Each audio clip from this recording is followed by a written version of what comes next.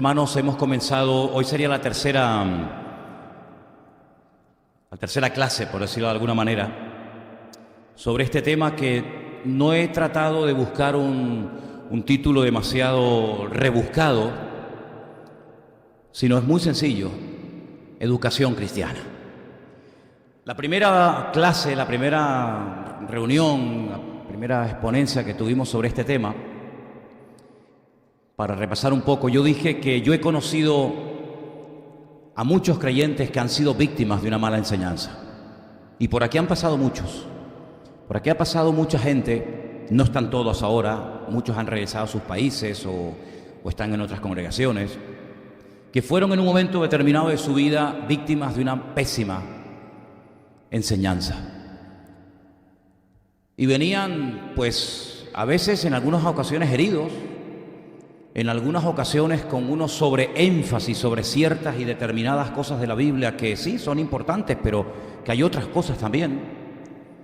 Y es como que queda ahí como un vacío que después como que cuesta entrar, no otras enseñanzas, sino la enseñanza completa de la palabra de Dios. Es importante hablar de todo, pero si estamos todo el santo día hablando de lo mismo, nos vamos a quedar anclados en un tema y no vamos a crecer, no vamos a madurar. Es como personas que están todo el día hablando acerca del Espíritu Santo. Está bien hablar del Espíritu Santo, no es nada malo, es algo bíblico. Hay que hablar del Espíritu Santo, hay que conocer lo que la Biblia dice sobre el Espíritu Santo, que dicho sea de paso es muchísimo. Pero es que hay otros temas. Tenemos que hablar también de que el Señor viene, de que hay una segunda venida.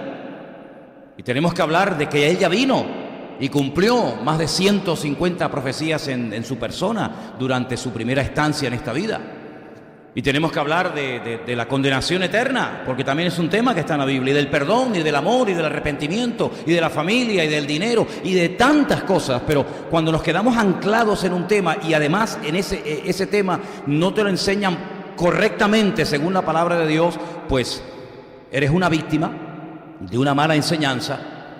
Y por eso yo creo que algo que es fundamental en la vida de todo creyente es que reciba una buena educación.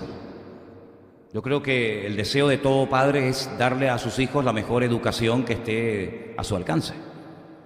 Y yo como pastor lo que deseo es que tú no te quedes anclado en un tema, que no te quedes anclado en un punto, olvidándote de todo lo demás, y haces un sobreénfasis sobre una cosa y parece que eso es lo más importante de la vida y no sabes la cantidad de bendiciones que te puedes llegar a perder si te quedas única y exclusivamente con algo que no digo que no sea importante, pero no es lo más importante. Y por eso el tema de educación cristiana. Y una de las cosas que hemos estado viendo en estas clases, esta es la tercera, por si lo buscan después en internet, educación cristiana, tercera parte, es que el creyente se va a encontrar a lo largo de toda su vida con una serie de enemigos, muchos, pero vamos a resumirlos en tres. Y esos tres enemigos son, por antonomasia, ¿no? El diablo, Satanás, que dicho también sea de paso, recibe un montón de nombres en la Biblia este personaje, ¿eh? Generalmente el diablo, Satanás y dos o tres más se conoce la gente, pero recibe más de 20 nombres este personaje en la Biblia, más de 20 nombres. Y a través de cada uno de ellos podemos conocer su naturaleza, sus estrategias, cuál es su futuro, a dónde apunta, cómo se va camuflando a lo largo de la historia y cómo actúa en una época y cómo actúa en otra época, ¿verdad? Y cuáles son las armas favoritas que él utiliza. Y depende del tipo de persona, si eres hombre, si eres mujer, si eres casado, si eres soltero, si vienes de una corriente doctrinal o si vienes de una corriente cultural, pues te va a atacar de una manera o te va a atacar de otra. Y es importante también conocer este tema, y la Biblia habla mucho acerca del diablo. Y el mismísimo Señor Jesucristo se lo topó cara a cara en el desierto de Judea, y le tuvo que citar la palabra, y sabemos de dónde viene, y sabemos pues cuál es su objetivo y cuál será su fin. Pero no solamente tenemos al diablo como enemigo, sino que también tenemos al mundo. Y yo dije el otro día que hay algunos creyentes que a veces se llevan como una especie de shock cuando ven ese texto, y por cierto vi unas camisetas que se han hecho donde pone atrás Juan 3:16, ¿no? Y ese versículo que algunos lo han considerado el corazón de la Biblia menciona la palabra mundo. Y curiosamente dice que Dios amó al mundo Y lo amó de tal manera que dio a su Hijo unigénito, pues con el objetivo para que todo aquel que crea en Él no se pierda, mas tenga vida eterna. Pero vimos el jueves que Juan, el que escribe esas palabras, el que escribe ese evangelio, sin contradecirse en absoluto, dice: no améis al mundo ni las cosas que están en el mundo, porque si alguno ama al mundo, el amor del Padre no está en él. Entonces uno dice, bueno, vamos a ver, por una parte escribes en tu evangelio que Dios amó al mundo, y lo amó de tal manera que dio a su Hijo, cosa que nos sorprende y nos rompe todos los esquemas, ¿verdad? Que Dios dé a su Hijo por amor al mundo. Y por otra parte escribe en una pequeña carta que lleva su nombre, Primera de Juan, pues que no hay que amar al mundo. Entonces, ¿en qué quedamos? ¿Lo amamos? ¿No lo amamos? Si Dios lo amó, ¿por qué yo no lo puedo amar? Y es que los idiomas en los que se escribió la Biblia son tan ricos, son tan amplios, que no hace falta dar muchas explicaciones cuando uno quiere decir exactamente una cosa, pero a veces cuando se traducen los textos al idioma nuestro, el español por ejemplo, pues tenemos una sola palabra para definir al mundo. Pero sin embargo, tanto en hebreo como en griego, hay diferentes palabras para mundo, para tierra. Y lo que Juan nos está diciendo es que Dios amó a la humanidad. Dios amó a la humanidad, Dios amó al hombre y lo sigue amando y lo seguirá amando siempre. Pero hay un sistema de valores, hay un gobierno paralelo al gobierno de Dios, el reino de las tinieblas, como también se le llama, capitaneado y dirigido nada más y nada menos que por Satanás, aquel ángel que tuvo una comunión con Dios extraordinaria y que vivió cerca de Dios, sabe Dios cuánto tiempo, que ha creado una filosofía, ha creado unos valores y unos principios que son los que rigen al mundo hoy en día. Y Juan dice: a eso no hay que amarlo, ¿vale? No hay que amar el modelo, las comidas del mundo, comidas entre comillas, no hay que amar las filosofías del mundo. No dejes que el mundo te diga cómo tienes que vestirte, cómo tienes que peinarte, cómo tienes que caminar, cómo tienes que entrar, cómo tienes que salir, porque serías entonces un robot y serías un títere en manos de un sistema que es cambiante, porque la gente del siglo XXI, los jóvenes de hoy en día, no viven igual que los jóvenes de la Edad Media, ¿verdad? Y es una lástima cuando vemos que a veces hay gente que entra en corrientes, en modas, en estilos, que dentro de un año, dentro de un poco de tiempo, pues va a ser completamente todo diferente. Y es una lástima ver cómo a veces hay gente que es fluctuante y ahora le gusta una cosa y mañana le gusta otra, y ahora dan la vida por algo y mañana odian ese algo. Por eso la palabra de Dios es inmutable, no caduca, no envejece, sino que los principios de Dios son eternos, de eternidad a eternidad. Y Juan dice, repito, no ames la filosofía, el estilo del mundo, porque si lo amas, tienes un problema, tienes una carencia.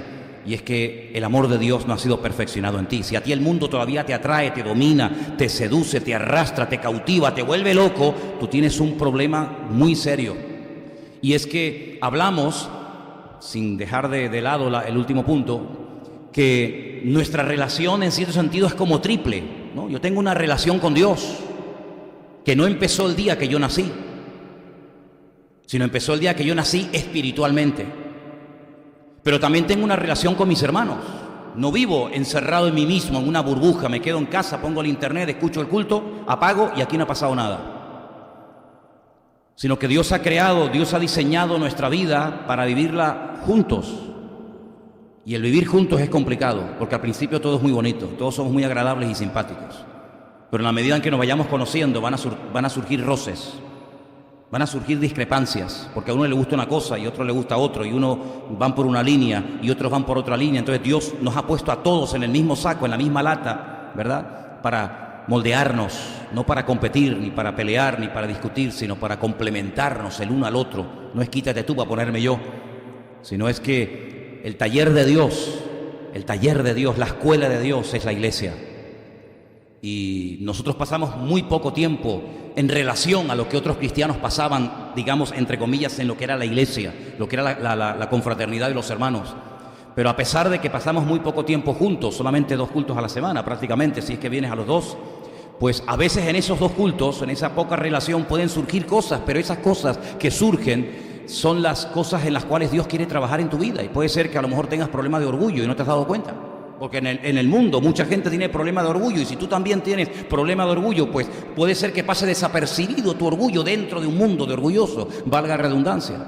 Pero en la iglesia el orgullo, la arrogancia, la soberbia, la impuntualidad, los complejos, todo eso va a salir a la luz y entonces no es solamente de venir y escucho un sermón, buenas tardes, Dios le bendiga a todos, me voy para mi casa, sino es cuestión de que Dios comience a podar y a tratar. Y por eso dijimos en uno de los puntos, no huyas del trato de Dios, porque Dios te quiere tratar. Si quieres estar toda la vida llegando tarde y marchándote el primero para no tener contacto con la gente, te estás perdiendo la bendición de poder crecer. Y tus mejores amigos y tus relaciones tienen que comenzar a surgir y a levantarse dentro del seno de la iglesia. Y te vas a dar a conocer.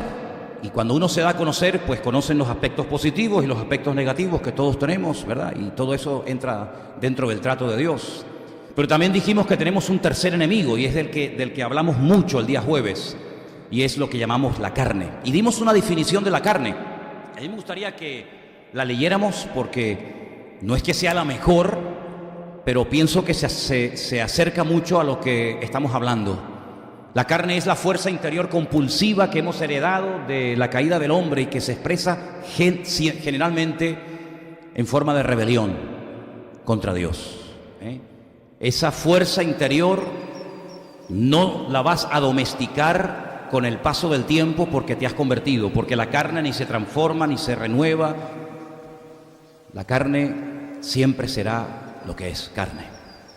Ese ego, ese deseo de pecar, esa impulsividad a hacer lo malo, a ir en contra de los principios establecidos por Dios, de los valores, salirnos de los límites que Dios ha establecido para nuestro bien. Vivir en la anarquía absoluta, vivir fuera de los principios establecidos por Dios. Pues una de las cosas que dijimos el día jueves es que la carne por uno mismo no se puede superar. Y también dijimos el día jueves que sería muy bueno que ustedes se leyeran cada día el capítulo 7 de la carta de Pablo a los Romanos, porque el mismísimo apóstol Pablo dice: hermanos, yo les voy a abrir mi corazón. Las cosas que yo quiero hacer no las estoy haciendo. Y las cosas que debería hacer, no las estoy haciendo. Y él lanza ese grito desgarrador que nos deja a todos con la boca abierta, porque estamos oyendo hablar a Pablo, no a un recién convertido, un mequetrefe que pasaba por la calle y dice esto, sino a todo un apóstol Pablo, un hombre de Dios, un hombre con una experiencia, un conocimiento de Dios tremendo. Él dice: miserable de mí, ¿quién me librará de este cuerpo de muerte? Y él recurre a una costumbre romana que en algunas provincias se practicaba, y era colgarle, atarle a la espalda el muerto al criminal. Y lo paseaban por toda la ciudad mientras lo insultaban y le tiraban todo tipo de cosas y de excrementos y de basura, ¿verdad? Y le colgaban el muerto y finalmente lo llevaban también a él a la muerte. Y Pablo llega un momento en el que dice que hay una ley dentro de sus huesos que pelea contra la ley de Dios, contra el Espíritu de Dios, y es la ley de la carne. Pero él no termina en una desesperación diciendo: bueno, pues esto, hermanos, esto es imposible, porque cuando estábamos en el mundo, cuando estábamos sin Cristo, alejados del Señor, pues ni siquiera nos dábamos cuenta de que teníamos este problema, y si lo sabíamos, pues no le dábamos ninguna importancia. Pero es que ahora en Cristo me siento fatal, porque resulta que cuando peco me siento mal, porque el Espíritu me da testimonio de que he caído, y ¿qué hago con todo esto? Pero Pablo termina no en el último versículo del capítulo 7, porque eso de los capítulos y los versículos sí es muy práctico para buscar en un momento determinado lo que uno está buscando, pero es que a veces se mutila el pensamiento, se corta el pensamiento y te quedas con un mal sabor de boca, como diciendo: bueno, este hombre termina desesperado, este hombre termina diciendo miserable de mí, punto, y ahora pasamos a otra cosa. No, es que las cartas de Pablo no terminaban así, la Biblia no terminaba así, ¿verdad? No es un punto y final, es un punto y seguido. Y él termina diciendo algo impresionante, diciendo: pero ahora ninguna condenación hay para los que están en Cristo Jesús, Señor nuestro. Yo sé que tal vez a ti esto no te motiva a decir ni siquiera un amén bajito, pero tú sabes lo que significa vivir sin el peso de la culpa, sin el peso de la condenación. Tú sabes cuánta gente vive como miserables y amargados y llorando, y no saben ya qué hacer porque han luchado durante tanto tiempo, durante tantos años con algo, y parece que nunca se va a superar ese algo. Pero en esta tarde en esta tercera ponencia o clase, o llámalo como quieras, yo quiero hablarte de la salida bíblica para poder vivir en victoria todos los días de tu vida. ¿Cuántos dicen amén? Porque yo tengo que decir algo, y es que y lo digo con toda la autoridad del mundo, porque tengo la palabra de Dios que me respalda, y lo vais a ver, lo vais a poder comprobar. Se puede superar la carne. La carne no tiene por qué ser nuestro amo durante toda la vida y yo un siervo inútil, un esclavo, ¿verdad? Imposible de poder vivir, de poder disfrutar de la vida, sino que la carne se puede vencer, no por uno mismo, sino en el poder de Dios. Y hay una serie de principios, no digo secretos, porque aquí no es cuestión de secretos, es cuestión de conocer las herramientas, es cuestión de saber lo que Dios ha puesto a mi alcance, para que tú puedas disfrutar como cristiano, porque no hay nada peor que ser cristiano y no disfrutar de tu relación con el Señor. Te cuenta que hay dos aspectos de la vida de un cristiano, es la vida presente y la vida futura. Y claro, y si para disfrutar tengo que esperar a ir a la gloria, pues no veas. ¿Cuánto tiempo me falta por llegar a la presencia de Dios? Bueno, pues no sé, pueden ser 20 años o 30 o 40 o sabe Dios cuántos. Pero entonces, mientras tanto, ¿qué? Sufrir, llorar y estar todo el día hecho polvo. Pues no, Señor, no, Señor. Sino que aquí en esta tierra el Señor nos dice que podemos ir de victoria en victoria. Aquí en esta tierra puedo yo vivir de victoria en victoria, de gloria en gloria, de triunfo en triunfo y de bendición en bendición. Aquí en esta tierra. No cuando llega al paraíso, a la Nueva Jerusalén y esté allí con los patriarcas y con los profetas. No, aquí, mi hermano, aquí podemos vivir con gozo, aquí podemos vivir con paz, aquí podemos vivir con bendición, tranquilos y seguros porque sabemos en quién hemos creído. ¿Cuántos dicen amén? Claro que sí, porque si no es así, entonces parece que somos como masoquistas, ¿no? Nos hemos convertido para sufrir. Vamos a ver, el sufrimiento es una de las asignaturas por las cuales tendremos que pasar. Si tú no quieres sufrir, no te conviertas. Uy, mi madre, ¿qué dijo este hombre? No, es que a veces por convertirte vas a sufrir el menosprecio, el rechazo de la familia, la burla o la crítica de los compañeros de trabajo. Puede ser que algunas personas te viren la espalda, sí, claro, ¿cómo no? Puede ser que llores en algún momento determinado, pero eso no es el fin, el objetivo de la vida cristiana. El objetivo de la vida cristiana es que Él termine convirtiendo todos tus lamentos y tus tragedias en baile para la gloria y la honra del Señor. Y también el apóstol Pablo decía, y les recuerdo, que Él nos consuela en todas nuestras tribulaciones para que una vez consolados podamos también consolar a los que están pasando por alguna tribulación. Y yo les mencionaba el jueves uno de los primeros versículos que aprendí en mi vida de memoria, Romanos 8:18, que ustedes se lo saben de memoria también, ¿verdad? Los que hicieron así, ¿qué dice? Algunos dicen, sí, yo me lo sé también. ¿Qué dice? Pues tengo por cierto que las aflicciones del tiempo presente no son comparables con la gloria venidera que en nosotros ha de manifestarse. Claro que se sufre, claro que uno llora, claro que uno puede ser perseguido, claro que uno puede ser malinterpretado, pero también te puedo decir que la paz de Cristo es una realidad. Y el Señor es nuestro pastor, y aunque andemos por valles de sombra y de muerte, no vamos a tener miedo a nada ni a nadie, porque Él está conmigo. Y te podría mencionar un montón de versículos más. Ahora vamos a ir primeramente en esta tarde a Primera de Juan, capítulo 1, donde vamos a encontrar un principio fundamental para poder vencer a la carne, para poder vivir en victoria. Y ese primer versículo se encuentra en Primera de Juan, capítulo 1, verso 8. Yo lo voy a leer, esos versículos yo lo voy a leer. Después hay otros que unas hermanas nos van a estar leyendo. Pero este versículo de Primera de Juan 1, 8 dice así: si decimos que no tenemos pecado, nos engañamos a nosotros mismos y la verdad no está en nosotros. Así que no hay nadie en esta tarde sentado en esta sala que puede decir, yo no he pecado, yo estoy libre de este tema, por lo tanto a mí este mensaje sinceramente me resbala. No, querido. Aquí el que no corre vuela. Si decimos que no tenemos pecado, estamos mintiendo. Le hacemos a Dios mentiroso. Y dice, ¿y la verdad? ¿Y quién es la verdad? ¿Quién es la verdad? Cristo no está en nosotros. En el versículo 10 dice además, si decimos que no hemos pecado, le hacemos a Él mentiroso y su palabra no está en nosotros. Ni su presencia ni su palabra está en nosotros si nos empeñamos en disimular y en aparentar diciendo, yo no he pecado en mi vida, no hay la más mínima esencia de este tema. Una de las primeras cosas que una persona necesita en esta vida para cambiar, llámese cristiano o no, es reconocer que tiene una necesidad. Pararme en un momento determinado del camino en la vida y decir, yo he llegado a un punto en mi vida en el que llevo arrastrando durante mucho tiempo una situación que me está complicando la existencia. Llámese atadura, llámese complejo, llámese temor, llámese lo que se llame. Y el mero hecho de reconocer, sí, es muy importante reconocer, pero no es suficiente. No es suficiente. Porque yo he conocido a muchísima gente que reconoce que lo que están haciendo está mal, que no pueden seguir por ese camino.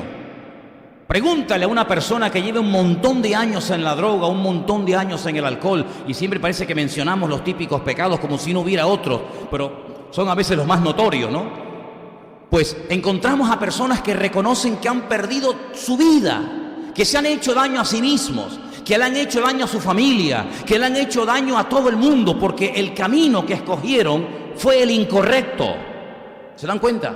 Y reconocen, qué lástima que me he puesto con 40 o 50 años en la vida y he perdido dinero, he perdido mi matrimonio, he perdido a mis hijos, he perdido el respeto de mis amigos, he perdido todo en la vida, y lo reconocen, pero al día siguiente te lo encuentras y están otra vez igual o peor.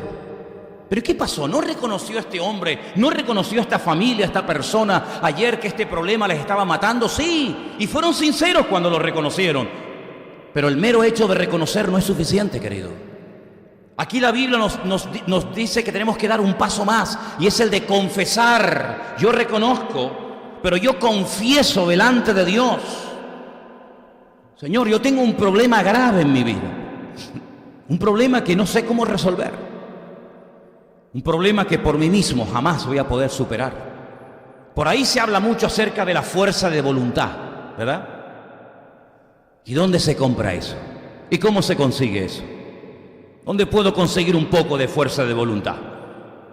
¿Dónde puedo ir a una tienda, a una farmacia, a un supermercado, a un centro comercial a decir, oye, necesito en esta etapa, en esta situación en la que me encuentro en mi vida, algo de fuerza de voluntad? No la vas a encontrar, no la vas a encontrar. Puedes ir a una iglesia y que te diga un pastor, si no, yo voy a orar por ti, y te impone las manos y te rodean 4 o 5 hermanos para que tu fuerza de voluntad se potencie. Olvídate, no es así, no es así. No es en nuestra propia fuerza, sino es en una fuerza externa, ajena a nosotros, que podemos superar todo lo que humanamente hablando es imposible, totalmente imposible. Porque la carne es esa fuerza compulsiva que me lleva a veces a situaciones extremas en las que pierdo el control. Y la Biblia dice, y lo dije el jueves, que cuando una persona comete un pecado, y cuanto más lo cometa, pierde el control, se convierte en un esclavo. Y esa palabra yo sé que no es una palabra moderna, ¿verdad? Parece que vivimos en una sociedad donde ya no existe la esclavitud. Pues no, señor, hermano. Vivimos rodeados de millones de esclavos todos los días.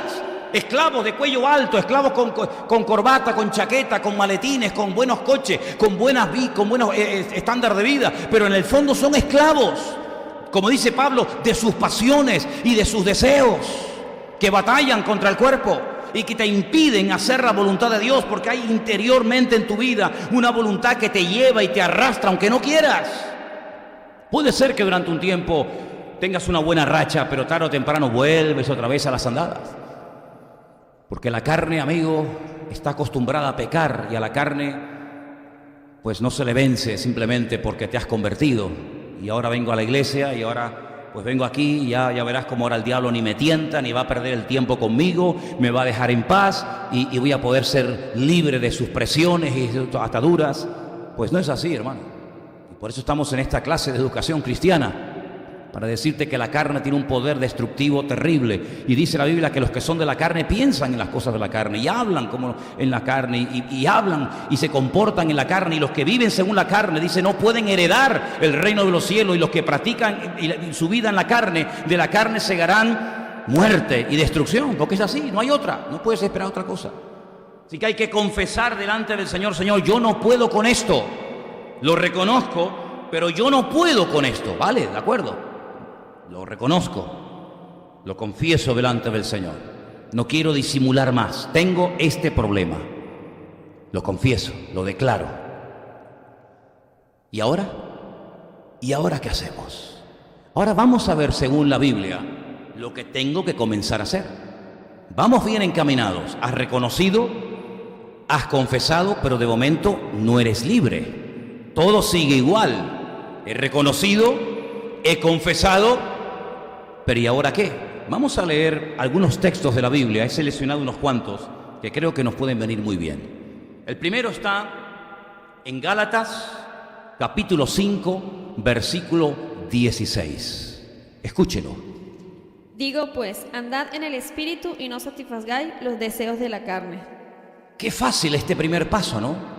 Digo pues, andad en el Espíritu y no satisfagáis los deseos de la carne. Yo dije en la última reunión que tuvimos que una persona, si no come, puede terminar no solamente debilitándose, sino muriendo. Y no será la primera persona ni la última que muera en la vida por hambre. Es una muerte lenta, dolorosa, terrible, pero una persona puede llegar a morir de hambre. Y si no, inténtalo para que veas. El ser humano no ha sido diseñado, no ha sido creado para dejar de comer. Cristo comía, los profetas comían, los discípulos comían, el ser humano tiene que comer. Sí o sí tiene que comer, más o menos, pero tienes que comer. Y si no comes te estás deteriorando y te puede llevar a la muerte. Bueno, pues así como se puede morir una persona por dejar de comer, la carne, el ego del ser humano, que está entronizado, que está sentado en el centro de tu vida, en el centro de tu voluntad, la única forma es matar a la carne de hambre. Y uno dice, ¿y eso cómo se hace? Pues no dándole a la carne, no dándole a tu ego lo que tu ego te pide en ese momento. Y tienes que comenzar a tomar una serie de medidas. Dice, bueno, si mi problema es el internet, quítalo de tu casa. No lo tengas. Porque si tu problema es el internet, ¿para qué lo tienes? Si tu problema es el móvil, si tu problema es la televisión, si tu problema no sé cuál sea, no estoy tratando de descubrir aquí la vida de nadie, pues ni me interesa, pero tú sabrás cuál es tu problema, tú sabrás cuál es tu debilidad. Pues querido, lo que tienes que hacer es no echarle leña al fuego, sino decir, si este es mi problema, lo quito de en medio. No significa de que no voy a ser tentado, pero si yo voy a ser tentado por el internet y no tengo internet, ¿cómo entro a navegar en internet? Se lo pongo difícil a la carne, no se lo pongo fácil. No digo, bueno, mira, tengo internet y no solamente tengo internet, sino tengo ADSL y además tengo fibra óptica. Hijo, se lo estás poniendo en bandeja. Tienes lo máximo para que en cualquier momento, cuando te llegue tu día malo, como vamos a ver en esta tarde, Efesios 6, lo tienes todo en bandeja. Y el enemigo dice, pero si tienes un ordenador de nueva generación recién comprado, y tienes fibra óptica, tío, y tienes un pedazo de teclado, ¿verdad? Vamos a matar a la carne de hambre, no suministrándole ni poniéndole fácil lo que te pide, porque la carne siempre necesita instrumentos para poder llegar a tu corazón y a tu voluntad. ¿Te das cuenta? ¿Se acuerdan cuando el jueves hablamos acerca de los anhelos o de los instintos básicos y elementales de la carne, que no son malos? Por ejemplo, un instinto natural de la carne, el comer. El comer, no es malo el comer. Pero hay gente que no come para vivir, sino que viven para comer.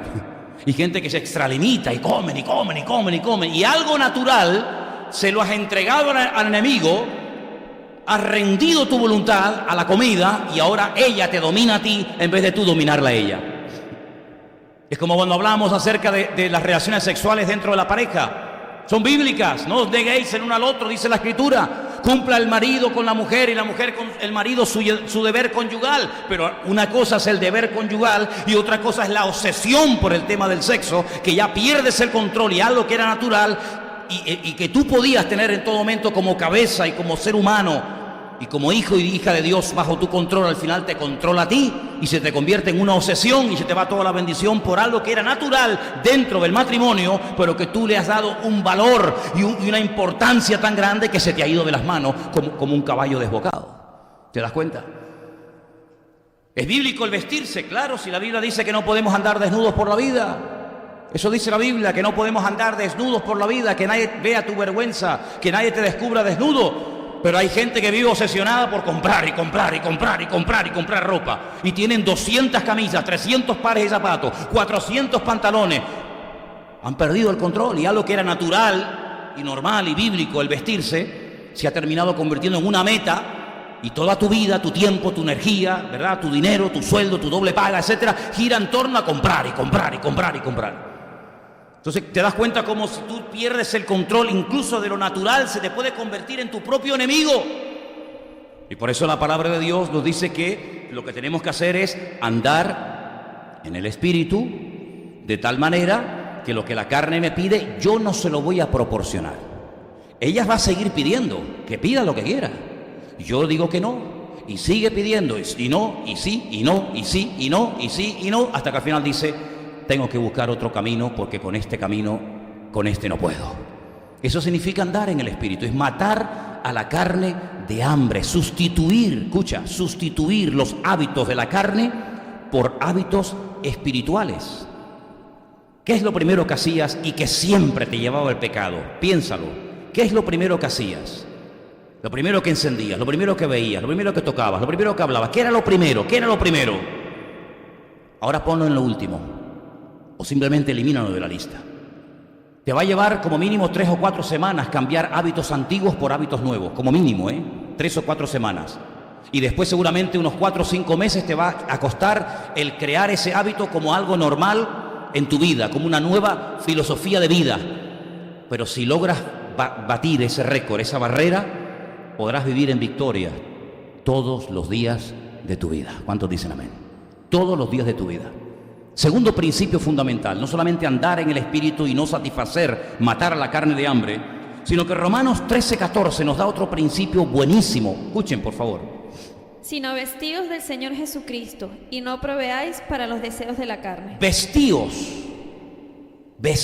del Señor Jesucristo. La Biblia está escrita en términos humanos. Él dijo, si yo les hablo en términos humanos y no me entienden a veces, imagínense si yo les hablara a ustedes en términos espirituales, no me entenderían. Él hablaba en términos naturales, porque si les elevaba el nivel de conversación se iban a perder. Exactamente igual, el mismo principio lo lleva la Biblia. La Biblia, lo escrito, lo revelado y que está escrito, se escribió en términos naturales para que tú no digas qué quiso decir. No, lo que pone es lo que quiso decir. En otras palabras, por eso la Biblia nos presenta muchas veces un montón de antropomorfismo, donde vemos a Dios con ojos, con manos, con espalda, con pies, etc. No es que Dios sea así, sino simplemente para describirte la naturaleza y la esencia y la forma, el modus operandi de Dios, para que puedas descubrir cómo es y cómo no es, y qué le agrada y qué le desagrada enormemente. Cuando dice la Biblia vestidos de Jesucristo, dice, bueno, ¿y cómo se vestía Jesucristo? Eso significa, ahora si yo interpreto literalmente el texto de que yo ahora me tengo que poner una túnica y sandalias, me dejo crecer la barba, supuestamente Cristo tenía barba. Bueno, la Biblia dice que tenía barba. Me pongo una túnica, me pongo sandalias y ya estoy vestido de Jesucristo. Y si quieren voy por la vida así, ¿no? Como esa foto que pone el Sagrado Corazón de Jesús, ¿no sale así? Una cosa así. Ya estoy vestido de Jesucristo. No, cuidado. ¿Qué significa vestirse de Jesucristo? El apóstol Pablo es el único personaje de la Biblia, y yo me alegro de que lo haya hecho, de que él describió de una forma extraordinaria, con una aplicación práctica en la vida del creyente, la armadura del cristiano, la armadura del creyente. Y él describe cómo se vestía un soldado romano desde los pies hasta la cabeza. Y él va dándole una aplicación a cada parte de la armadura del romano para que el cristiano sepa en todo momento cómo tiene que actuar. Si usted quiere leer en profundidad este pasaje, tienes que ir a Efesios capítulo 6. No lo vamos a leer ahora, pero tú lo vas a leer después al llegar a casa. ¿Verdad que sí? ¿Verdad que sí? Ok. ¿Tienen calor? Yo tengo más que ustedes, pero aguanto. Escúcheme. Él empieza por la cabeza. Ay, amigo, la sala de máquinas. Él dice que el soldado romano tenía un yelmo, una especie de casco que protegía su cabeza.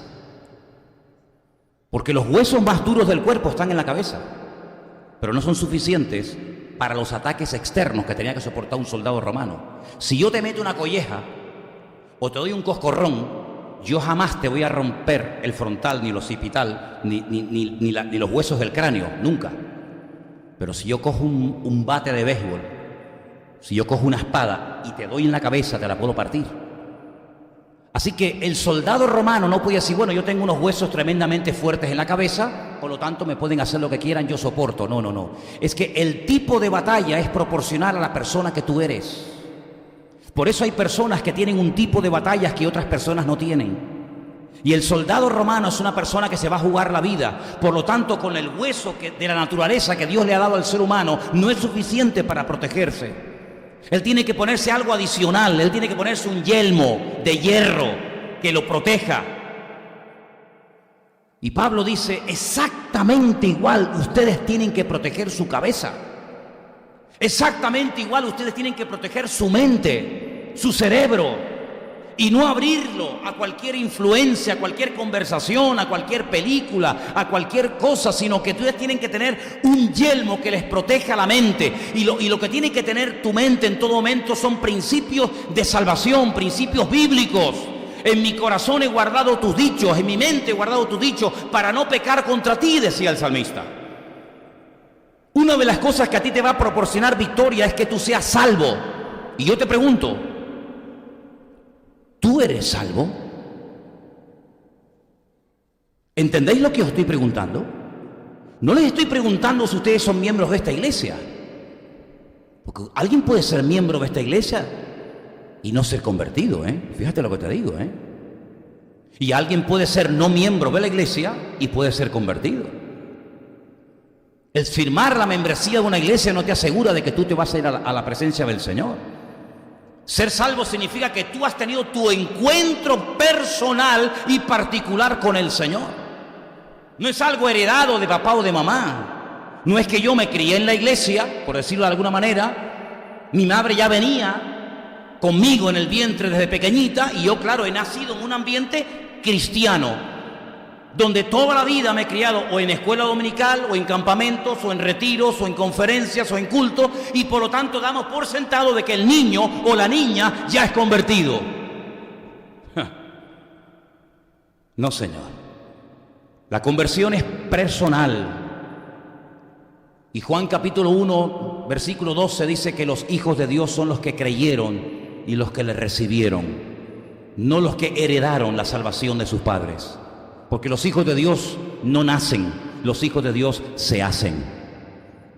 No son engendrados de voluntad humana, de sangre o de carne, como dice la Biblia, sino es un nuevo nacimiento que se relata y se describe mucho mejor 2 capítulos más adelante, en el capítulo 3, cuando el Señor le dice a Nicodemo, principal entre los judíos, fariseo de fariseos, un buen hombre, un hombre que tiene un anhelo tremendo por hablar y conocer al Señor, pero lo dice el Señor a ese religioso que conocía la Biblia de memoria, más que tú y que yo. Si no naces de nuevo, no puedes entrar en el reino de los cielos.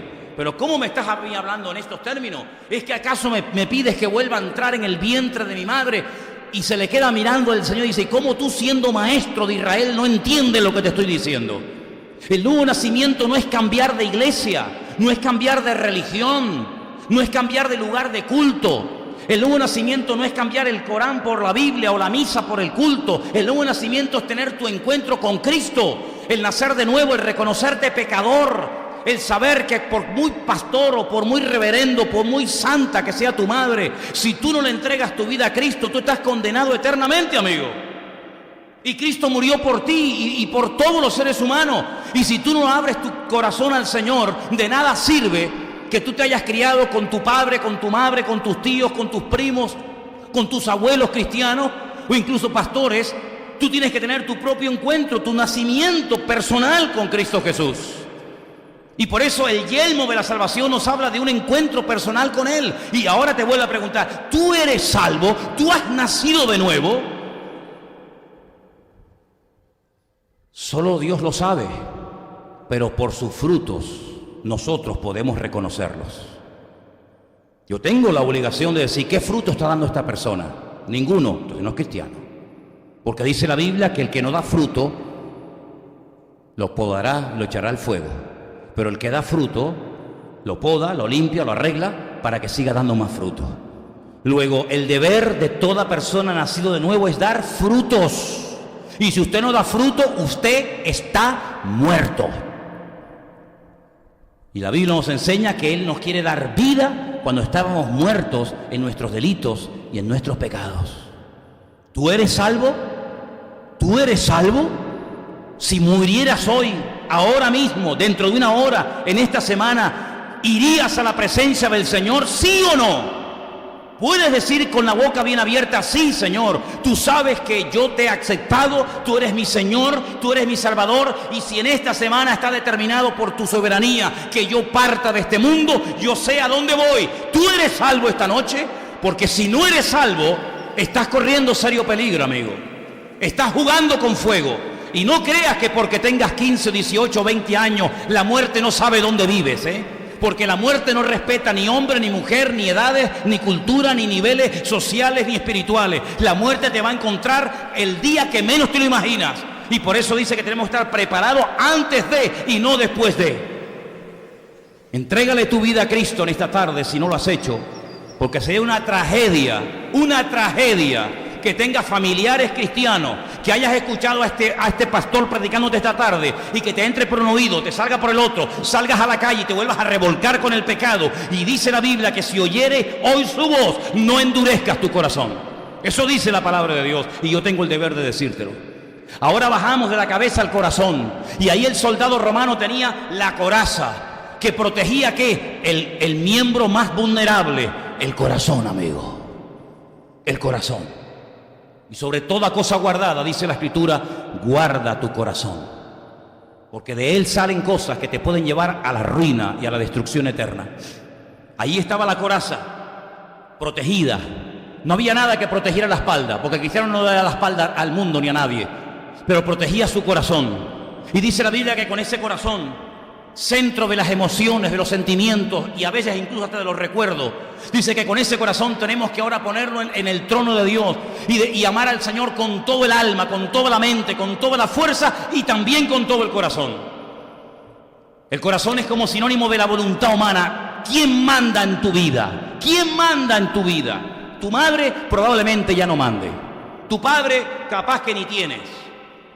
¿Quién manda en tu vida, amigo?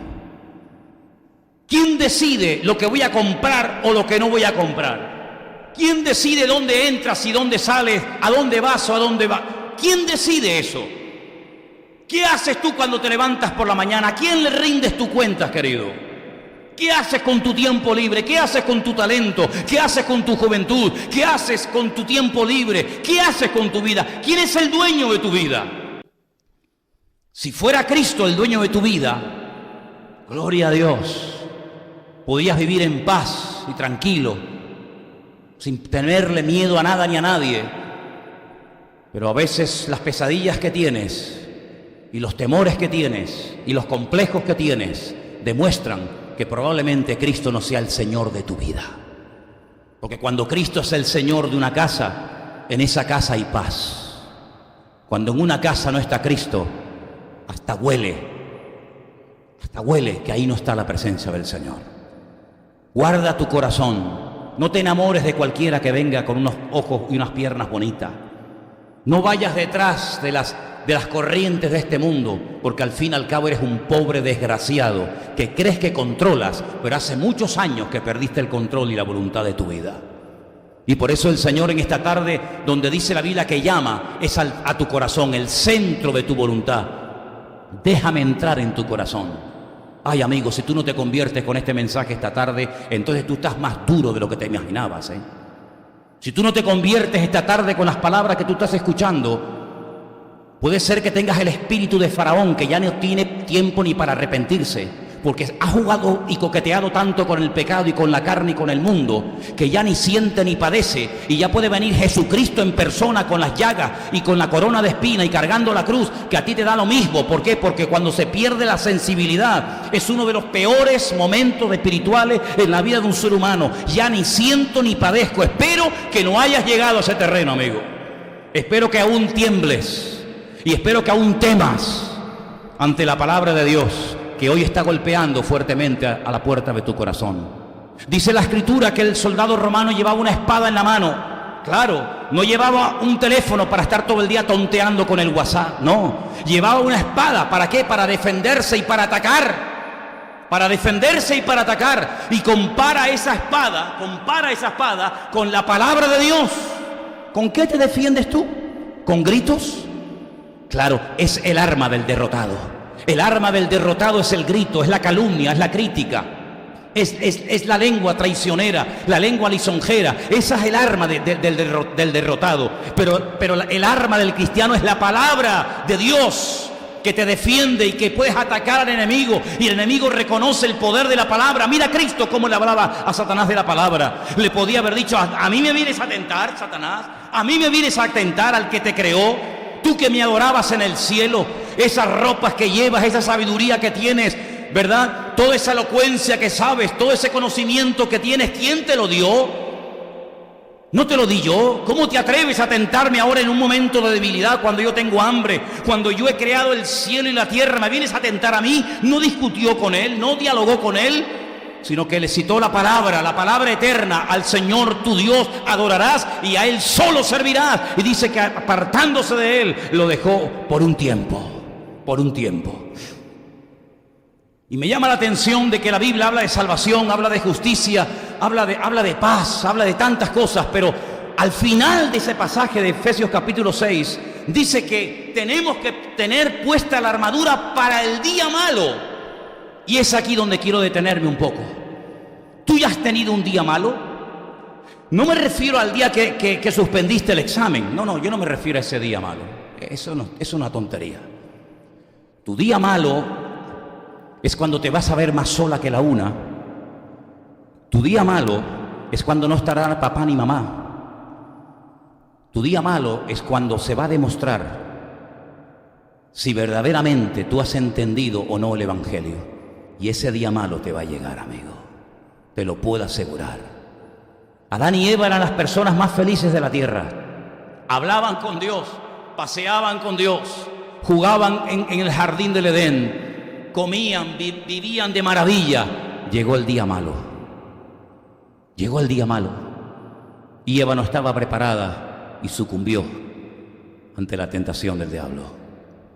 Ese fue el día malo de ella. Se rompieron todas las ilusiones y todas las esperanzas en esa familia. ¿Cuántos de los que están aquí esta tarde pueden recordar tiempos bonitos cuando vivía papá, mamá, los primos, los sobrinos, los tíos, los abuelos, los cuñados, todos juntos? ¿Te acuerdas de aquellos días, aquellas fiestas, aquellos cumpleaños? Ya han pasado la historia. Tienes que mirar muy lejano para decir: ¿cuándo fue la última vez que comimos todos sentados a la mesa, riéndonos y bromeando? Esos tiempos forman parte del pasado lejano, ¿verdad? Eso pasó en el hogar de Adán y Eva. Ya no había paz, ya los hermanos se peleaban los unos a los otros. Llegó el día malo y Eva sucumbió ante la tentación. Ay, amigo, ¿qué te parece? Llegó el día malo. Llegó el día malo para un hombre que era una maravilla de hombre. Un hombre espiritual, un hombre cerca de Dios, un hombre conocedor de la Escritura, un hombre cuyo sueño era construirle una casa a Dios. Una casa al mismísimo Dios. Un hombre que se jugó la vida durante años, él solo frente a gigantes, él solo frente a legiones de soldados filisteas, con el objetivo de despojarlo de sus riquezas para consagrárselas a su Dios, para que él pudiera tener el privilegio de decir: yo fui el primer hombre en la historia que le construyó una casa a mi Dios.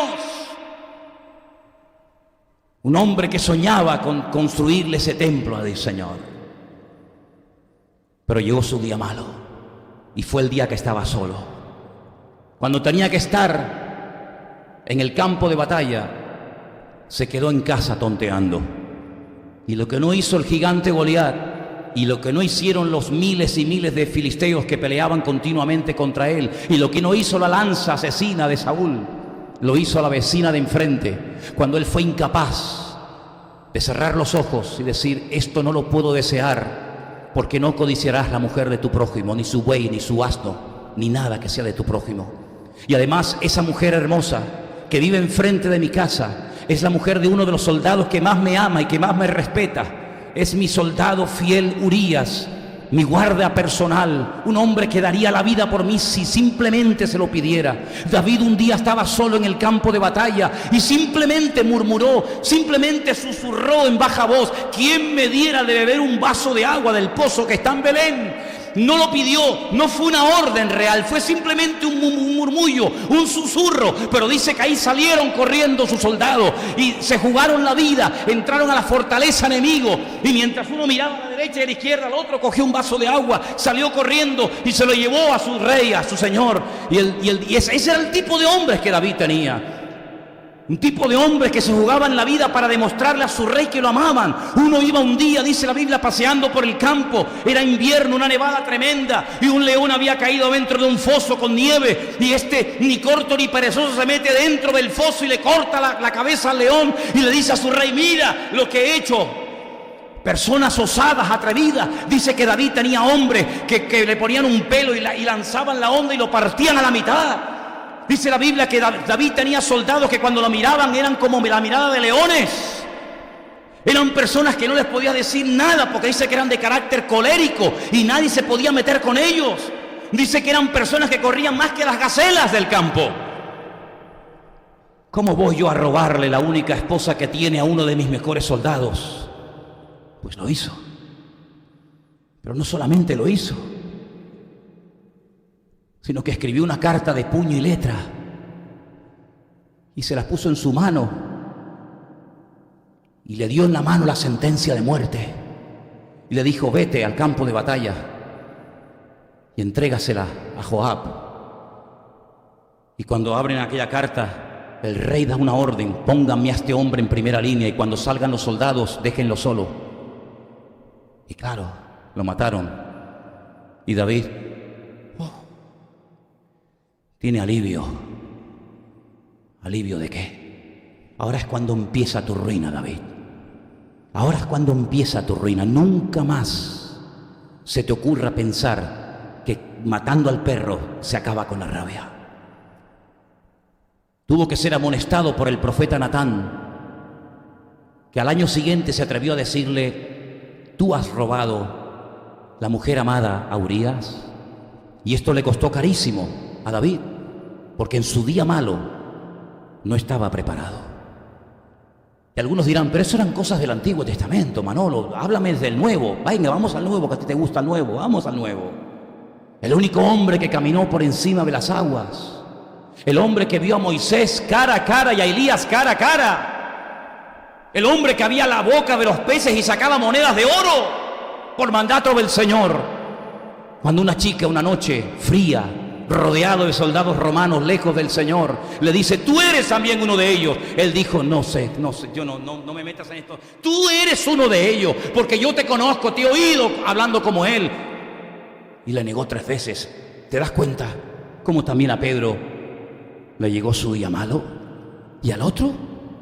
¿Y al otro? Al que viajó, comió, durmió y paseó con Cristo durante 3 largos años, llamado Judas Iscariote. Judas, Judá, de la tribu de Judá. Alabanza se llamaba él. Yo soy alabanza para Dios. ¿Alabanza para quién? Para ti mismo, querido. Porque por 30 piezas de plata terminó negando al maestro. ¿Te das cuenta cómo el día malo le llegó a David, le llegó a Pedro, le llegó a Judas, le llegó a todos los personajes de la Biblia? Le ha llegado el día malo. Algunos no estaban preparados y otros sí estaban preparados. Y cuando el día malo te llega a ti y a mí, ¿estaremos preparados ese día? Generalmente en el día malo uno siempre está solo. Nunca está uno rodeado, sino en el día malo es cuando tu espiritualidad, tu conocimiento de la Escritura, tu santidad personal, no la colectiva, la individual tuya, es cuando el diablo viene a probarla y a decirle: a ver a quién amas más, A ver si caes otra vez en mis redes, o a ver si alabas a ese Dios que dice que te ama tanto. ¿Te das cuenta? Andad en el Espíritu, vestíos de Cristo. Pero hay un texto también muy bonito en Efesios, capítulo 5, verso 18, que también habla del Espíritu. Y quiero que lo leas, quiero que lo escuches en esta tarde. Dice así: No os embriaguéis con vino, en lo cual hay disolución. Antes bien, sed llenos del Espíritu. Tal vez no todos los que están aquí, pero algunos de ustedes saben las sensaciones que se sienten cuando uno se embriaga. Algunos saben perfectamente cómo se puede llegar a perder el control y la dignidad humana por el efecto del alcohol. Y el apóstol Pablo dice: ustedes de lo que tienen que estar ebrios continuamente y llenos es del Espíritu Santo. Y uno que está ebrio, uno que está pasado de rosca, uno que está borracho, vamos, hablando claro, no pasa desapercibido. Por muchos chicles que te eches a la boca, por mucho que te eches, amigo, das el cante. Hueles desde que llegas a la esquina. Aún no has entrado por la puerta de la iglesia y ya se nota que vienes borracho. Se empiezan a decir tonterías. Se hacen cosas que cuando uno está sereno no haría uno nunca, ¿verdad? Personas que viven peor que animales porque le han dado su voluntad a un elemento que no perdona y te termina matando, amigo. Pues Pablo dice exactamente igual como esas personas que le han dado a la desilusión, al vino, en lo cual no hay nada. Ustedes también tienen que ser llenos del Espíritu Santo.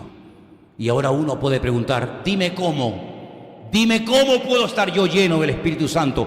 Siguen leyendo y dice: hablando, cantando, alabando al Señor en vuestros corazones. En otras palabras, es cambiando la forma de hablar, cambiando tu conducta, cambiando tu estilo de vida. Ya no hablo de fútbol, ya no hablo de comida, ya no hablo del culebrón, ya no hablo de los políticos, ya no hablo de fulano, de mengano, sino que ahora hablo del Señor, le canto al Señor, pienso en el Señor, adoro al Señor, y es el Señor continuamente. Y entonces terminas siendo lleno del Señor de tanto tiempo que pasas con el Señor.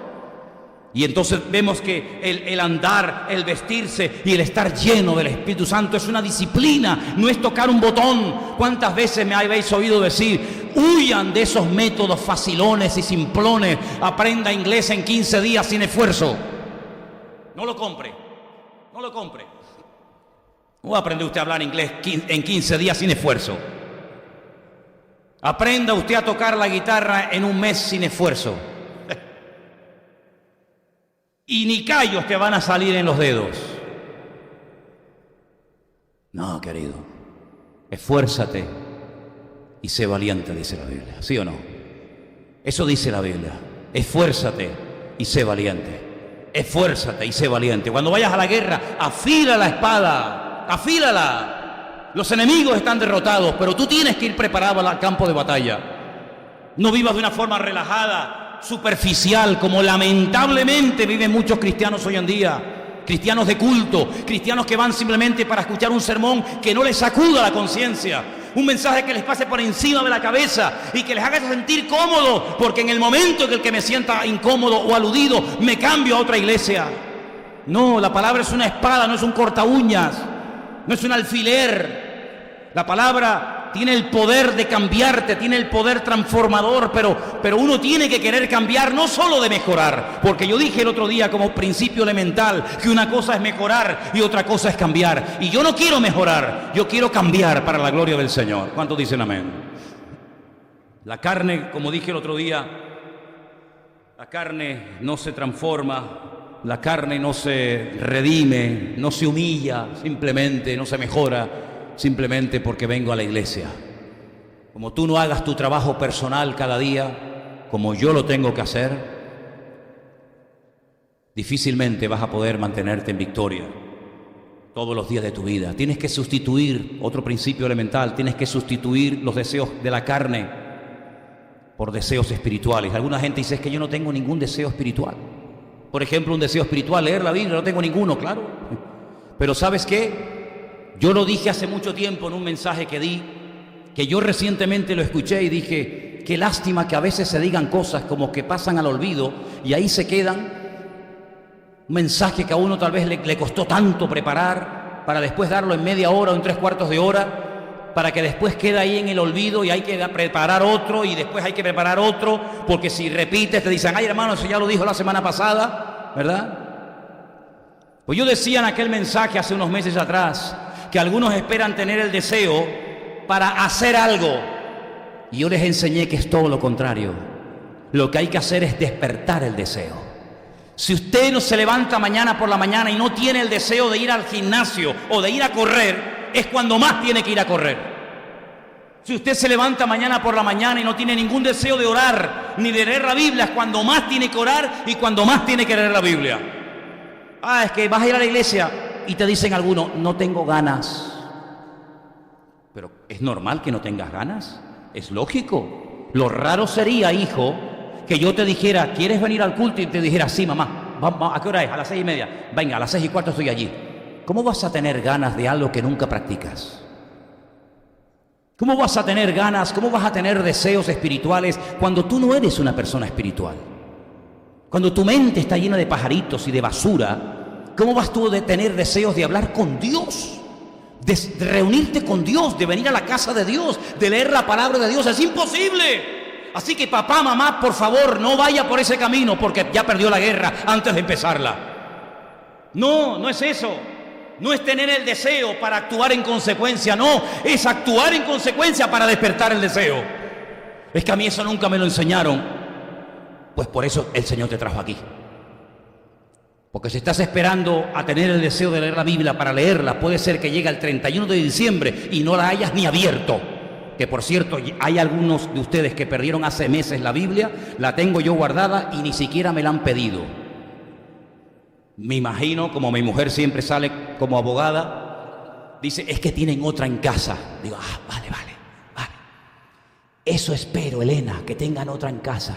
Porque como no tengan otra, apañado vamos. Que no tengo el deseo de ir al culto. Claro, lógico. ¿De qué tiene deseo la carne? Pues de irme a la discoteca. ¿O no? Un chaval con 18, 20 años, lo vas a meter en un culto 2 horas con el calor que hace aquí adentro, a escuchar un sermón, cuando todos los más guapos, las más guapas, la mejor música, la mejor no sé qué, están Pues lógico, ¿de qué tiene ganas la carne? ¿De ir al culto o de ir a la discoteca? La carne siempre te va a llevar a lo que le agrada, no a lo que no le agrada. Pero ¿sabes qué? Algunos tal vez no quieran reconocerlo, pero tú eres, permíteme esta expresión, tú eres cabezona, testaruda, tú eres terco en tus posturas, dices no, y no, cabezón, terco como una mula, me decía mi padre, es que es terco como una mula el tío, ¿eh? ¿Tú eres así? Algunos dicen, bueno, a los tercos y a las tercas me dirijo en este momento, que a verlos haylos. Esa terquedad que tienes, ese empecinamiento en decir no y no y no y no, ¿por qué no le das la vuelta a la tortilla y lo aplicas para las cosas del Señor? Conmigo no vas a poder, diablo. Conmigo no vas a poder. Esa terquedad que tienes, aplícala a lo espiritual y vas a ser una persona de una bendición que no te puedes ni imaginar.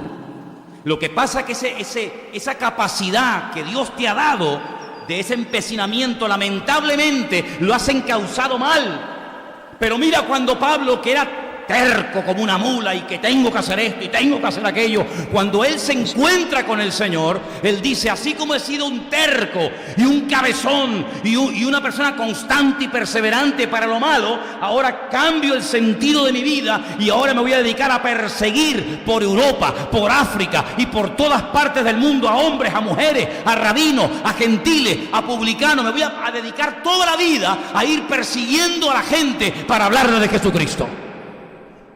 Lo metían en la cárcel, ganaba gente para Cristo.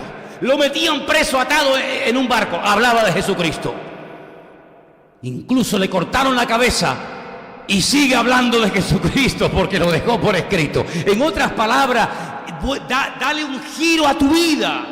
Y todo lo que has puesto a disposición del mundo, de la carne y del diablo, ponlo a disposición del Señor. Y como Pablo decía a los hermanos de Roma, ¿qué fruto te queda de aquel empecinamiento, de aquellas obras de las cuales ahora te avergüenza? ¿Verdad que nada? No voy a estudiar, no voy a estudiar, no voy a estudiar. Que no, mamá, que no voy a estudiar. Vale, no estudia. Llegas a los 40 años, dice, ay, cómo me arrepiento de no haber estudiado. ¿Qué fruto te quedó de aquel no y no y no y no? Que te has puesto con 40 años.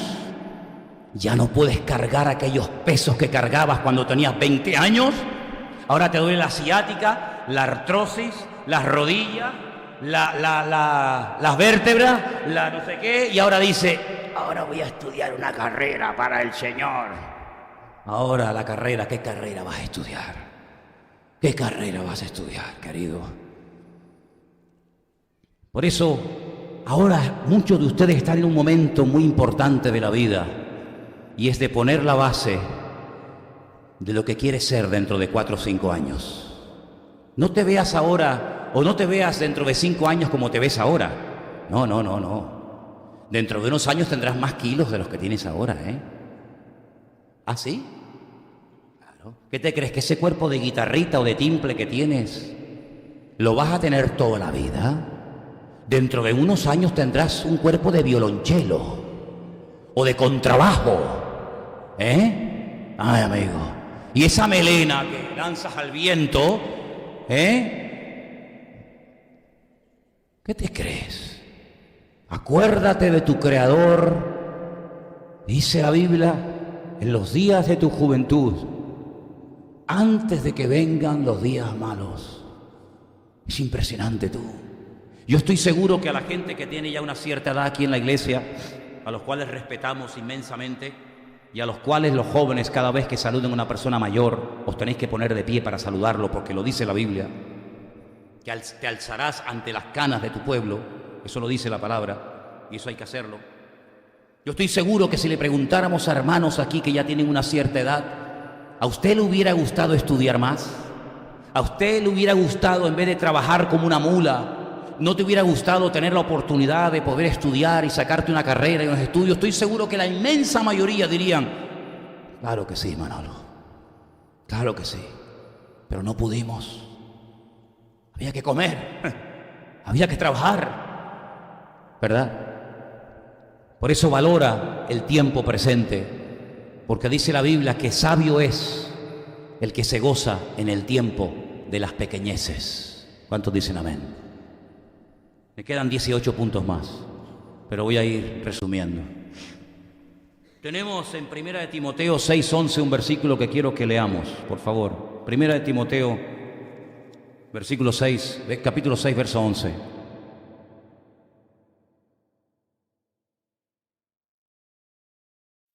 Mas tú, oh hombre de Dios, huye de estas cosas y sigue la justicia, la piedad, la fe, el amor, la paciencia, la mansedumbre. Huye, sal corriendo de ciertas y determinadas situaciones y ambientes y personas y lugares. Huye, no te quedes,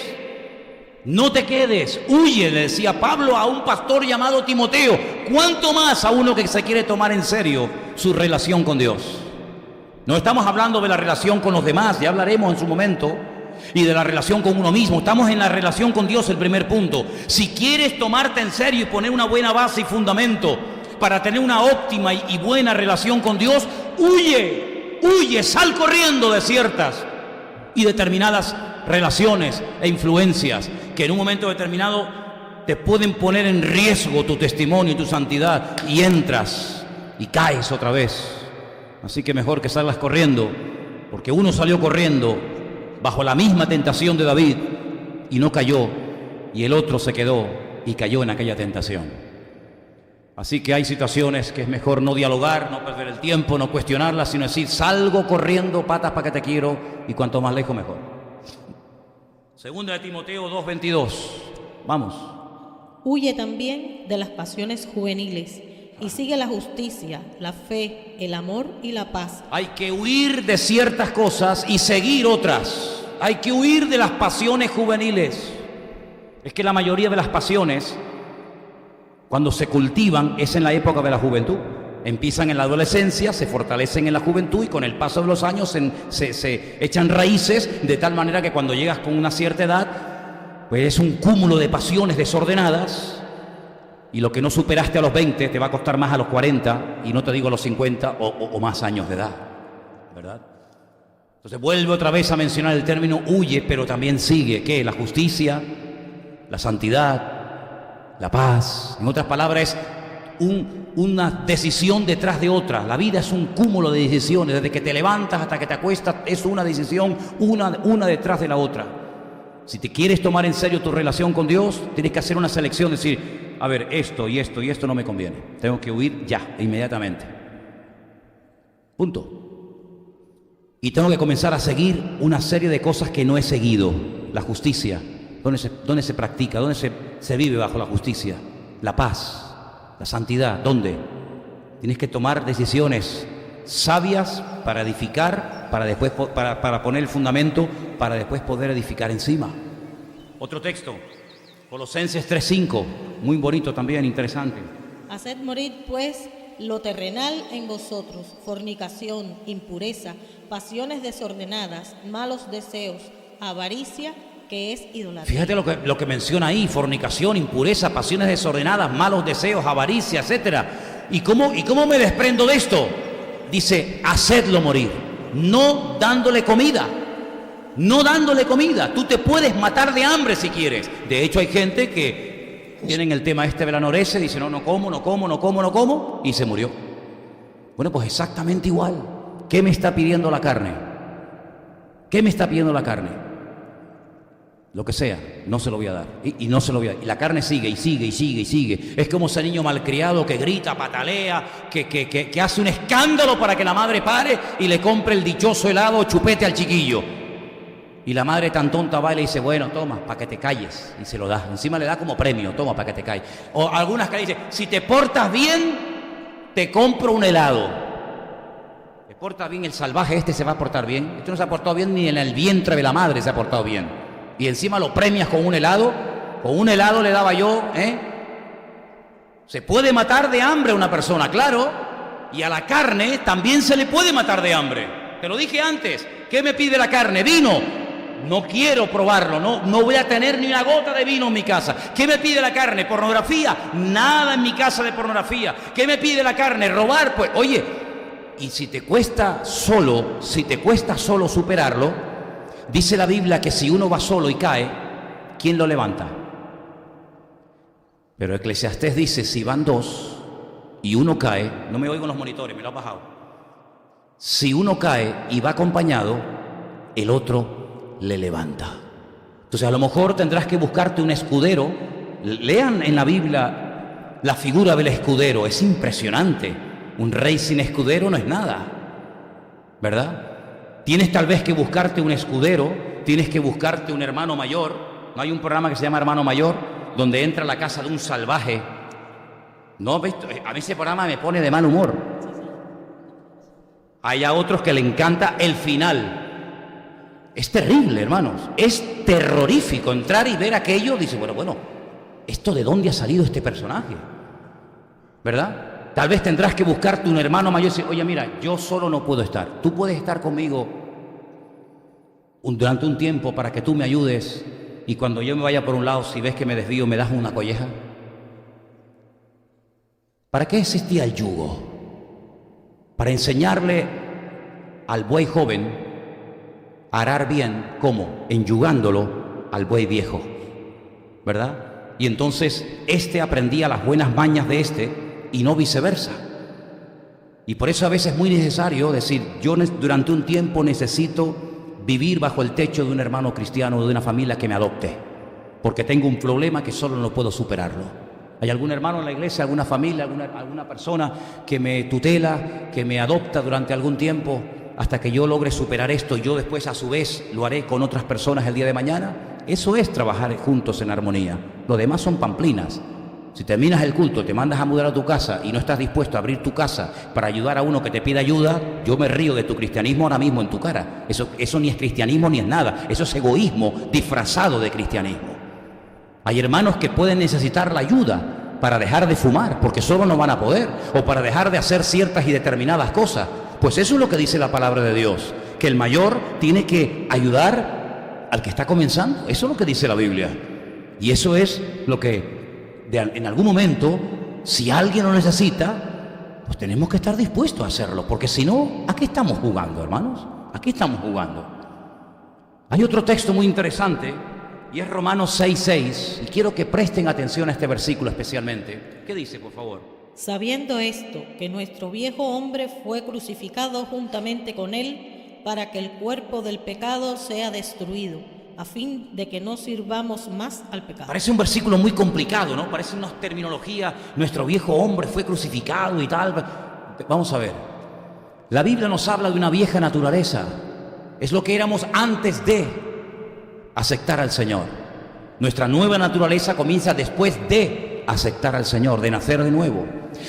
Ponme el versículo, esa antigua naturaleza, ese antiguo modelo de vida, dice la Biblia que el Señor lo tomó y lo crucificó juntamente con Él. Sabiendo esto, fíjate las veces que Pablo emplea esta expresión, y sabemos que, ¿no? Sabiendo que nuestro viejo hombre, no el actual, nuestro viejo hombre fue crucificado juntamente con Él, para que el cuerpo del pecado sea destruido, a fin de que no sirvamos más al pecado. ¿Por qué nosotros nos bautizamos como lo hacemos? ¿Por qué no cogemos un poquito de agua y hacemos así? Padre, el Hijo, el Espíritu Santo. El siguiente. El Padre, el Hijo, el siguiente. ¿Por qué sumergimos a la persona debajo del agua? Que algunos había que tenerlo allí un rato. Date quieto ahí. ¿Y por qué lo sacamos fuera? Y encima lo hacemos vestido. Es una cosa increíble, porque cuando uno va a la playa, generalmente se quita la camisa, pero sin embargo nos bautizamos de adulto por inmersión y vestidos. Claro, es que acaso no tenemos claro y no sabemos a estas alturas que eso es un funeral del viejo hombre. El día que te entierren, el día que nos entierren, si es que nos entierran, nos enterrarán vestidos, ¿sí o no? Pues el día que sepultamos a nuestro viejo hombre, simbólicamente, fue el día del bautismo.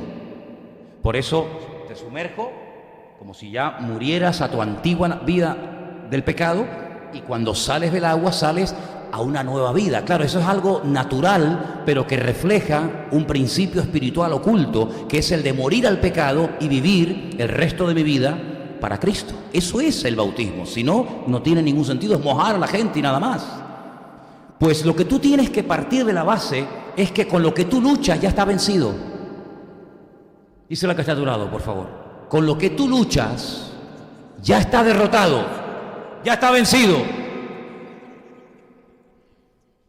¿Con qué luchas tú? ¿Cuál es tu enemigo?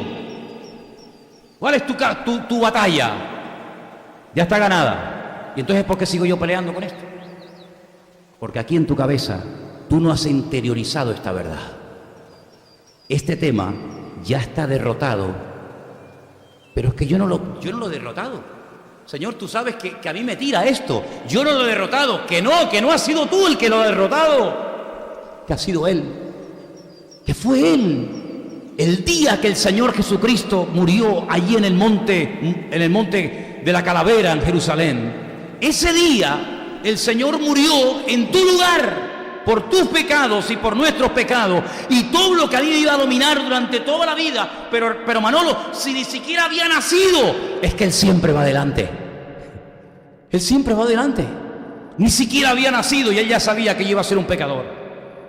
Y Él se adelanta en el tiempo y en el espacio y le dice: Padre, Manolo, cuando nazca, tendrá esta y esta y esta debilidad. Y esa debilidad se va a convertir en él en un pecado que lo va a dominar. Y tú has dicho, Padre, que la paga del pecado es la muerte. Así que si fuéramos simplemente justicia pura y dura, este hombre y aquel y toda la humanidad no sería digna de vivir ni un solo minuto bajo la cobertura de la eternidad. Pero hay una forma de solucionar el tema de la justicia. No la anulamos, porque sería una barbaridad anular la justicia de Dios. Ahora digo blanco, ahora digo negro, ahora digo mañana digo Diego. No anulamos la justicia. Sigue estando la justicia, sigue estando la ley. La paga del pecado es la muerte. No lo hemos cambiado, es inmutable, como la ley de la gravedad. Si te tiras te matas, pues el que peca muere. ¿Y ahora cómo solucionamos el problema? Es que no es un problema para Dios. Lo que vamos a hacer es aplicar otra parte de la esencia de nuestro carácter, y es la misericordia. Pero la misericordia no anula la justicia, ni la justicia es permisiva hasta el punto que dice, bueno, pues nada, la vista gorda, aquí no ha pasado nada. No. ¿Cómo casamos justicia y misericordia? ¿Cómo se pueden encontrar la justicia y la misericordia en la cruz? ¿A quién crucificamos? ¿A alguien que no había pecado? ¿A alguien limpio, justo y sin mácula? Que esté dispuesto, esa es otra, que esté dispuesto a cargar sin necesidad la culpa ajena, echársela sobre sus hombros, ir a la cruz y morir en sustitución de toda la raza humana. ¿Dónde encontramos a semejante personaje? ¿Dónde encontramos a alguien que esté dispuesto a morir por lo vil y por lo menospreciado? Alguno osaría, dice Pablo en Romanos capítulo 5, a morir por el bueno y por el justo. Pero ¿dónde encontramos a alguien que esté dispuesto a morir por criminales, por asesinos, por violadores, por fornicarios, por idólatras? ¿Dónde lo encontramos? Esa pregunta se le hizo a Juan en la Biblia. Se le dijo, Juan, hay un rollo, hay un libro que dice, ¿quién es digno de poder pagar ese precio? Y Juan lloraba y un anciano le dijo, ven que yo te voy a mostrar quién es digno. El león de la tribu de Judá, la raíz de David, el verbo hecho carne, el gran yo soy, el Emmanuel, el alfa y la omega, el principio y el fin, etcétera, etcétera. Él es el único digno. Él es el único digno, el único candidato que cumple todos los requisitos.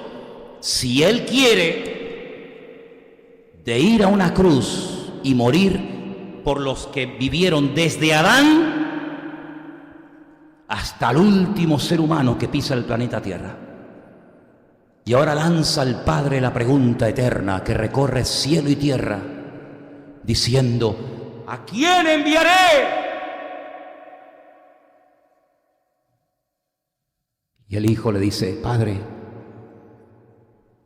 cuenta conmigo. Yo voy. Envíame a mí, que yo iré. Tema zanjado. Prepárate. Pasan los siglos, pasan los años. Hay que buscar un sitio. Ya lo tenemos encontrado. Una pequeña aldea llamada Belén, provincia de Judea, territorio de Israel. Bien, hay que encontrar el instrumento para poner la semilla incontaminada en el vientre de esa mujer. ¿Dónde está esa mujer? Miriam, de la tribu de Judá, descendiente del mismísimo rey David. Visítala, Gabriel. Vete y dale este anuncio. Shalom leja. Bienaventurada eres, porque tendrás el privilegio de tener al Mesías dentro de tu vientre. ¿Estás dispuesta? He aquí la esclava del Señor. Hágase conmigo conforme a su palabra. Bien, perfecto, ya lo tenemos. Vendrán enemigos por todas partes. El infierno se ha enterado. Herodes ha dado el edicto de matar a los niños. Todo se ha movilizado. Todo el cielo, la tierra, el infierno, todo está movilizado. Y llega el momento cumbre, cuando el niño nace. Aleluya.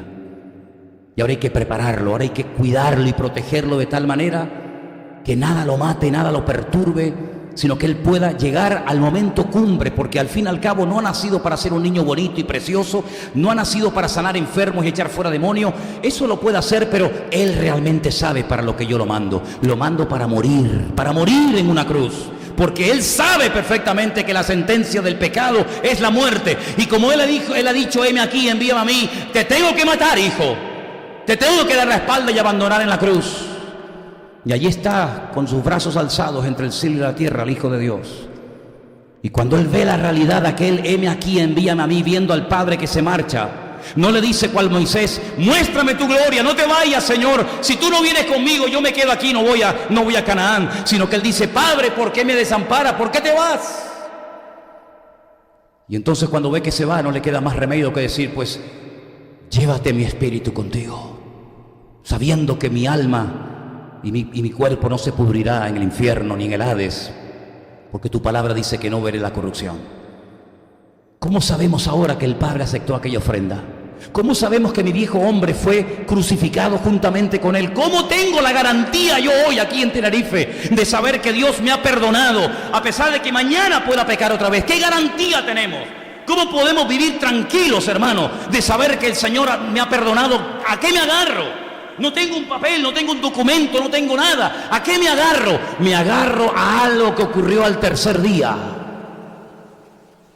Cuando temprano a la mañana una mujer que se acordaba de que él había dicho que resucitaría, se acerca al sepulcro, y cuando va y lo encuentra aparentemente profanado y vacío, los ángeles le dicen una palabra que recorre el tiempo y el espacio y le dicen, no llores, María, no busques entre los muertos al que vive, porque ha resucitado. Ve y díselo a mis hermanos. Y esa es la garantía de que tú y yo somos libres en esta tarde. Yo no sé lo que va a pasar dentro de media hora, ¿sabes? Yo no sé lo que va a pasar la semana que viene, ni me interesa. Yo lo que sé que ahora mismo en este lugar, en este minuto, en este segundo, si yo le pido perdón a Dios, aunque haya pecado hace 3/4 de hora, aunque haya sido el peor degenerado de toda la humanidad, si yo en este momento me arrepiento y clamo al Señor, y yo muriera ahora mismo, sé que hoy estaré con Él en el paraíso. Entonces no te preocupes por lo que pasó hace 2 días. No estés agobiado por lo que hiciste la semana pasada, aunque dijiste que no lo ibas a hacer más. No te preocupes por el pasado, porque en Cristo las cosas viejas pasaron. Que no te agobie el pasado, ni te frustre ni condicione el presente ni el futuro. Tampoco estés agobiado por mañana y la semana que viene, y cuando me pase otra vez, no te agobies por eso. El único instante que existe ahora mismo es el que estás viviendo, el presente. ¿Ahora le quieres pedir perdón a Dios?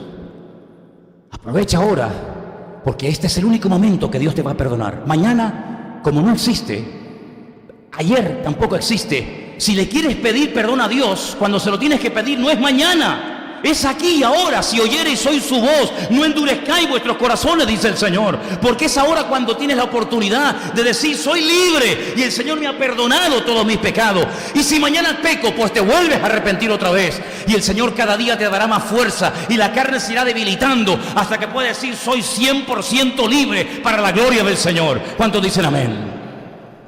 Pues hermanos, yo ya he terminado. Si queréis, yo puedo estar aquí 3 días más predicando, yo no tengo ningún problema.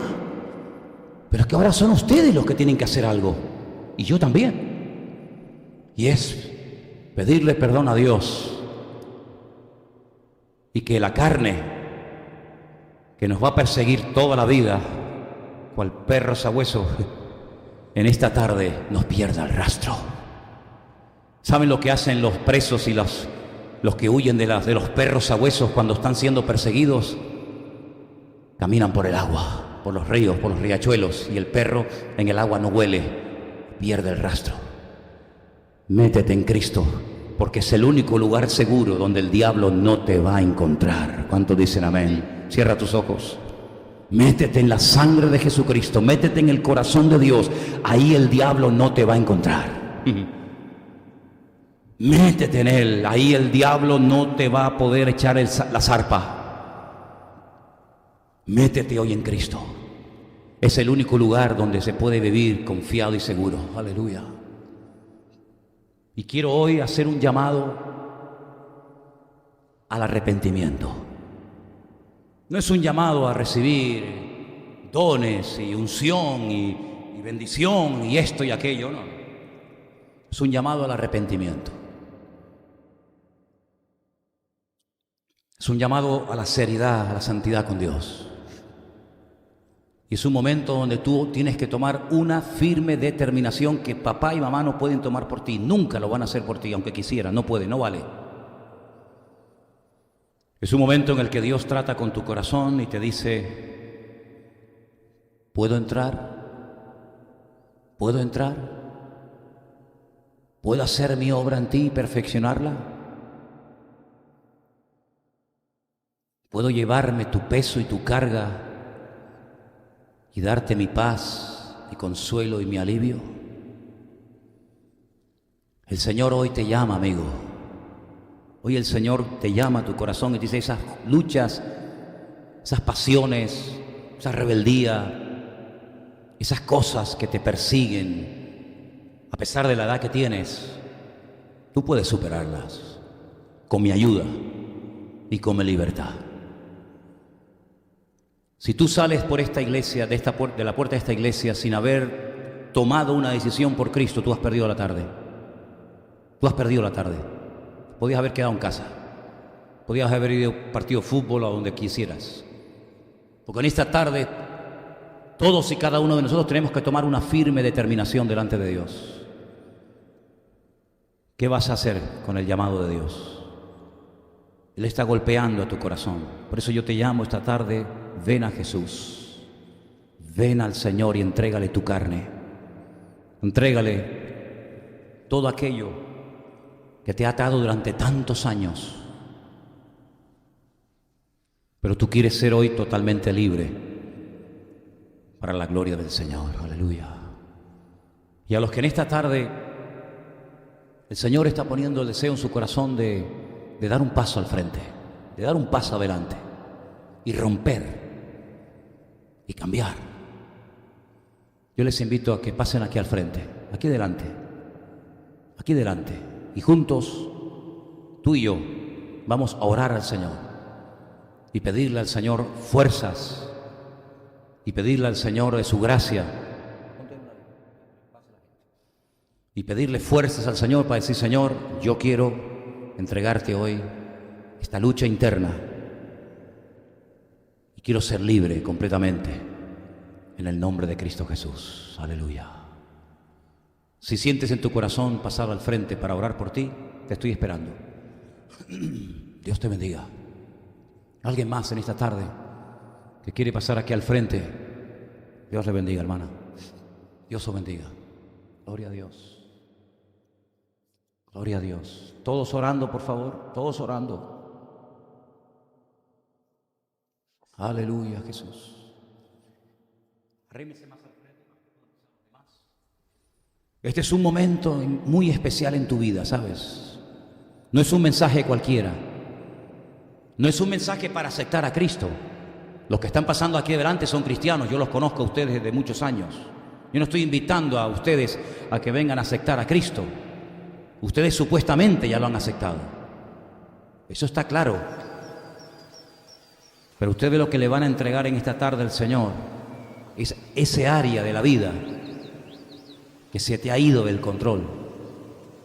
Y tú dices: basta ya, se acabó. Yo quiero entregarle al Señor este problema, esta debilidad. Ponle el adjetivo que quieras. Pero yo quiero ser libre hoy, a partir de hoy, en el nombre de Jesús. Aleluya. Incline su rostro, cierre sus ojos, por favor, ahí donde está. Hable con el Señor en este momento. Es un momento muy importante, es un momento solemne, es un momento en el que tú te vas a acercar a tu Dios y decirle con todo tu corazón algo así como: Señor Jesús, yo reconozco que te necesito, Señor. Yo te conozco, yo te he recibido, tú eres mi Señor, mi Salvador, pero no he crecido, no he madurado en áreas de mi vida y confieso, Señor, que en este momento de mi vida ese área tenía ya que estar más que controlada. Pero yo vengo a ti humildemente, dígaselo al Señor. Yo vengo a ti en esta tarde humildemente a pedirte perdón. Hágalo. Perdóname, Señor. Perdóname, Señor.